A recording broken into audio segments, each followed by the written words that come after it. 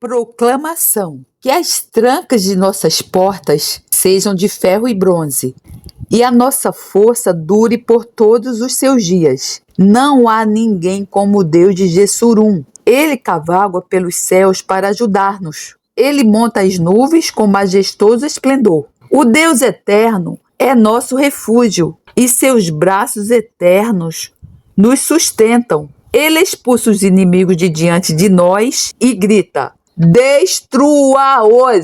Deuteronômio 33, 25 a 27. Carta de ensino, aprovação mais difícil de todas. Derek Prince. O foco das minhas duas cartas anteriores foi provação. Primeiro, o objetivo da aprovação, depois, como responder à aprovação. Nesta última carta sobre a aprovação, o meu tema será a aprovação mais difícil de todas. Se eu perguntasse a cada pessoa individualmente qual pensa que é a aprovação mais difícil com que os cristãos se deparam, provavelmente obteria uma variedade de respostas diferentes. A minha própria resposta poderá surpreender muitos de vós, mas ela é baseada em mais de 50 anos de trabalho a tempo inteiro no ministério cristão. Creio que a aprovação mais difícil de todas, com que provavelmente nós iremos deparar, e a que é menos provável conseguirmos passar, é o sucesso. Salomão avisa-nos: melhor é o fim das coisas do que o princípio delas. Melhor é o paciente de espírito do que o altivo de espírito. Eclesiastes 7:8 ACF. Por outras palavras, não é a forma como começamos a corrida que nos faz vencedores, mas a forma como a acabamos. Um pastor chinês veterano que passou mais de 20 anos na prisão por causa da sua fé e que recentemente foi ter com o Senhor, fez este comentário pessoal: já vi muitas pessoas começarem bem, mas poucas acabarem bem. Eu posso afirmar o mesmo. Como exemplos de homens que alcançaram sucesso, iremos agora considerar alguns dos reis de Israel. Os primeiros 3 reis. O primeiro rei, Saul, era um jovem forte e proeminente, que alcançou várias vitórias militares no início da sua carreira. Mas quando foi enviado por Deus numa missão contra os amalequitas, ele permitiu que o medo do povo o impedisse de obedecer totalmente ao mandamento de Deus. Como resultado, o profeta Samuel levou-lhe a mensagem que Deus o tinha rejeitado como rei. A raiz do problema de Saul foi resumida na mensagem de Samuel: porventura, sendo tu pequeno aos teus próprios olhos, não foste por cabeça das tribos de Israel? 1 Samuel 15:17 ACF. Enquanto Saul permaneceu humilde, Deus pôde abençoá-lo. Mas quando ele se tornou orgulhoso, Deus teve de o colocar de lado. Isto aplica-se a todos nós. Quando somos pequenos aos nossos próprios olhos, temos lugar para a grandeza de Deus. Mas quando nos tornarmos grandes aos nossos próprios olhos, não deixamos lugar para Deus manifestar sua grandeza através de nós. O orgulho de Saul conduziu a um final trágico. Na última noite de sua vida, ele consultou uma feiticeira e no dia seguinte suicidou-se no campo de batalha. O rei que ele seguiu, Davi, era um homem segundo o coração de Deus. Durante anos, teve de viver como fugitivo, sendo perseguido pelo rei Saul. No entanto, conseguiu sair vitorioso e acabou por ser um testemunho maravilhoso. Recompensou-me o Senhor conforme a minha justiça, retribuiu-me conforme a pureza das minhas mãos, pois tenho guardado os caminhos do Senhor e não me apartei impiamente do meu Deus. Salmos 18, 20 e 21. ARB. Mas, mais tarde, Davi mudou, e com ele a sua linguagem. Tem misericórdia de mim, ó Deus, segundo a tua benignidade. Apaga as minhas transgressões, segundo a multidão das tuas misericórdias. Lava-me completamente da minha iniquidade e purifica-me do meu pecado. Salmo 51, 2, ACF. O que aconteceu? Por que a mudança? Davi tinha experimentado o sucesso total, tendo sido feito rei de todo Israel, vitorioso sobre todos os seus inimigos, gozava os frutos do sucesso. Ele já não saía para a batalha, ficava em casa em Jerusalém, livre para satisfazer todos os seus desejos. Por isso, não hesitou em seduzir Batseba, mulher do seu vizinho, Urias. nem em provocar o homicídio de Urias para encobrir o seu pecado. No tempo de sucesso de Davi, ele esqueceu-se dos princípios pelos quais tinha vivido antes de se tornar rei. Graças a Deus, Davi acabou por arrepender-se e Deus perdoou-lhe o seu pecado. Não obstante, o pecado de Davi lançou uma nuvem negra sobre os seus descendentes de geração em geração. Deus avisou: agora, pois, a espada jamais se apartará da tua casa. 2 Samuel 2:10, ARB. É importante que todos nós nos lembremos de que o perdão de Deus não anula necessariamente todas as consequências dos nossos pecados. O perdão de Deus não anula necessariamente todas as consequências dos nossos pecados. ênfase dos autores. Salomão, filho de Davi, que ele sucedeu como rei, era amado e escolhido por Deus. Como ele reconheceu humildemente a sua necessidade de sabedoria, Deus também lhe deu riquezas e honra. Ele tornou-se o mais sábio, o mais rico e o mais famoso de todos os reis de Israel. No entanto, apesar de toda a sua sabedoria, Salomão não passou no teste do sucesso, porque sucedeu que no tempo da velhice de Salomão, suas mulheres lhe perverteram o coração para seguir outros deuses, porque Salomão seguiu a Astarote, deusa dos Sidônios, e Milcom, a abominação dos Amonitas. Assim fez Salomão o que parecia mal aos olhos do Senhor. 1 Reis 11:4-6, ACF.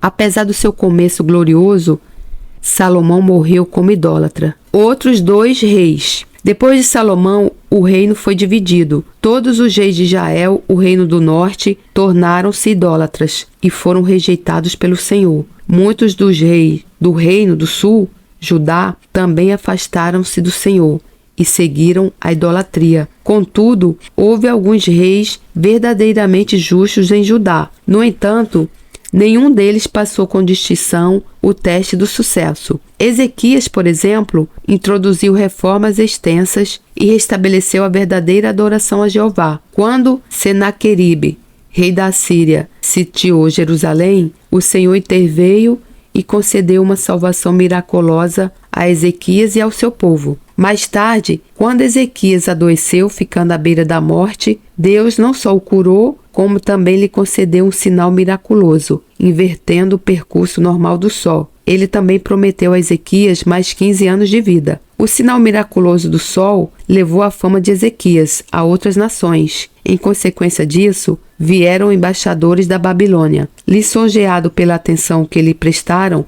Ezequias mostrou-lhes tudo o que havia de valioso no seu reino, mas não deu glória a Deus. As Escrituras proporcionam-nos 2 comentários elucidativos sobre a conduta de Ezequias, mas não correspondeu Ezequias ao benefício que lhe fora feito, porque o seu coração se exaltou, entre aspas, tornou-se orgulhoso. 2 Crônicas 32:25, ACF. Contudo, no tocante aos embaixadores dos príncipes de Babilônia, que foram enviados a ele a perguntarem acerca do prodígio que se fez naquela terra, Deus o desamparou para tentá-lo, para saber tudo o que havia no seu coração. 2 Crônicas 32:31, ACF. Podemos aprender 2 coisas através de Ezequias. Primeiro, se Deus lhe conceder algum milagre especial, isso não faz de si uma pessoa especial.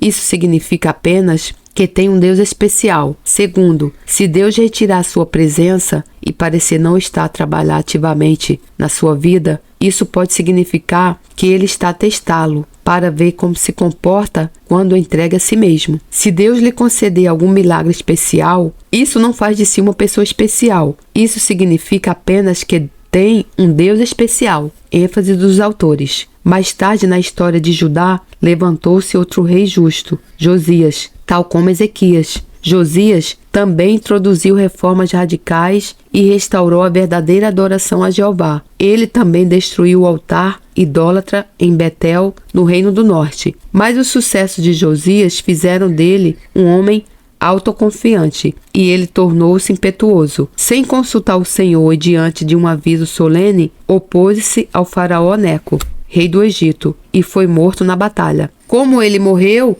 também a última chama de esperança para Judá. Homens bem-sucedidos no Novo Testamento. E o Novo Testamento dá-nos padrões diferentes? Vamos olhar de perto para as personalidades de destaque. O próprio Jesus. e 3 dos seus discípulos principais, Pedro, Paulo e João. Como é que eles acabaram? Como é óbvio, Jesus é único, o Filho de Deus perfeito e sem pecado. Ele nunca falhou. No entanto, ele acabou a sua vida pendurado numa cruz, exposto a pecadores que escarneciam dele. Essa foi a última imagem que o mundo teve de Jesus. A sua subsequente ressurreição e a glória que se seguiu foram reveladas apenas às testemunhas que Deus antes ordenara. Atos 10:41, ACF. Contudo, no que diz respeito ao mundo, Deus nunca procurou esclarecer o que se passou. E quanto a Pedro, o líder dos 12 apóstolos? De acordo com a tradição fidedigna, Pedro também terminou a sua vida na cruz, a seu pedido. Foi crucificado de cabeça para baixo, pois não se sentia digno de sofrer da mesma forma que o seu Senhor sofrera. Não possuímos qualquer registro credível da morte de João, mas sabemos que na sua velhice foi desterrado para a ilha estéril pedregosa de Patmos, onde recebeu as visões registradas no livro de Apocalipse. E Paulo, possuímos o seu próprio relato de como ele e os outros apóstolos viveram. Até esta presente hora, sofremos fome e sede e estamos nus, e recebemos bofetadas, e não temos pousada certa, e nos afadigamos, trabalhando com nossas próprias mãos. Somos injuriados e bendizemos. Somos perseguidos e sofremos. Somos blasfemados e rogamos. Até o presente temos chegado a ser como o lixo deste mundo e como a escória de todos. 1 Coríntios 4, 11 e 13, ACF. Por fim, depois de um ministério poderoso e miraculoso que abriu o mundo dos gentios ao Evangelho, Paulo acabou acorrentado numa masmorra romana fria, abandonado por alguns dos seus colaboradores mais chegados. Dali foi levado para ser executado publicamente por decapitação. Será que estes relatos de Jesus, Pedro, João e Paulo significam que todos os cristãos comprometidos têm necessariamente de morrer uma morte de mártires? Ou que nenhum cristão comprometido pode ser rico? Não. Mas eles dão destaque a uma questão extremamente importante. Não podemos deixar que o mundo jamais nos seduza a aceitar os seus padrões de sucesso. Não podemos jamais procurar a aprovação do mundo. O desejo de popularidade é sempre perigoso. Jesus fez avisos bastante duros contra isso. Ele disse aos fariseus: "O que entre os homens é elevado, perante Deus é abominação." Lucas 16:15, ACF. Aos seus discípulos disse: "Ai de vós, quando todos os homens de vós disserem bem, pois assim faziam seus pais aos falsos profetas." Lucas 6:29, ACF. A chave para o verdadeiro sucesso. Mentalmente, contrastei o final daqueles 5 reis do Antigo Testamento com o final de Jesus e dos seus discípulos. Qual é a chave? Perguntei, para alcançar o sucesso que perdura. O Senhor dirigiu-me a 2 escrituras. Primeiro, as palavras de Paulo em 1 Coríntios 7:25. "Dou, porém, o meu parecer, como quem tem alcançado misericórdia do Senhor para ser fiel." ACF. Apercebi-me que para ser fiel tenho de estar totalmente dependente da misericórdia do Senhor. Não posso confiar em qualquer outra coisa, nos meus conhecimentos acadêmicos, nos meus dons espirituais, no que alcancei no passado, nos meus anos no serviço cristão. Há apenas uma coisa que me pode manter fiel: a misericórdia de Deus. O propósito central da minha vida tem de ser estar contínua e conscientemente dependente da misericórdia de Deus. Tenho de estar atento a tudo o que possa ofuscar ou entorpecer o meu sentido de dependência. Em particular, tenho de vigiar contra toda a forma de orgulho, que é, na sua essência, autodependência, segundo as palavras de Jesus em João 4:34. "A minha comida é fazer a vontade daquele que me enviou e realizar a sua obra." ACF. A comida de Jesus, a sua fonte de vida e força, era a sua determinação única de fazer a vontade de Deus até ao fim da sua vida. Esse é o verdadeiro sucesso que nós deveremos buscar. Glória a Deus, louvado seja o Senhor, que a graça do Senhor Jesus Cristo, o amor de Deus e a comunhão do Santo Espírito estejam com vocês. Amém. Deus lhe abençoe.